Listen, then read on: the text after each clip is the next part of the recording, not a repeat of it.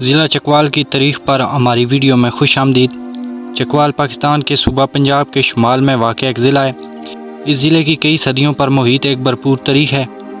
ضلع میں انسانی رہائش کا سب سے قدیم ثبوت وادی سندھ کی تہذیب سے ملتا ہے۔ خیال کیا جاتا ہے کہ ضلع کے مشہور کٹاس راج مندر 11ویں صدی میں ہندو شاہی خاندان کے دور میں بنائے گئے تھے۔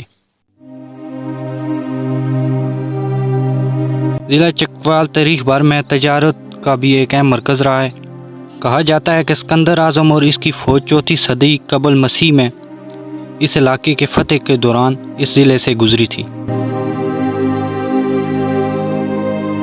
مغلیہ دور میں چکوال گرینڈ ٹرنک روڈ پر ایک اہم چوکی تھی۔ مشہور روہتاس قلعہ جسے 16ویں صدی میں شیر شاہ سروری نے بنایا تھا، اس وقت کے ضلع کی سٹرکچر اہمیت کا ثبوت ہے۔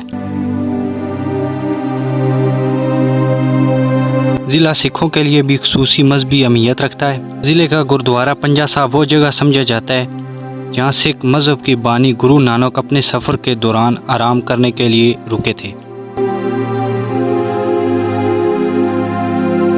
1947 میں تقسیم کے بعد چکوال پاکستان کا حصہ بنا۔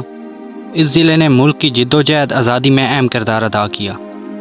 لاہور میں مشہور مینار پاکستان یادگار، جو کہ لاہور کی قرارداد کی منظور کی یادگار ہے، چکوال کے ایک معمار نے ڈیزائن کیا تھا۔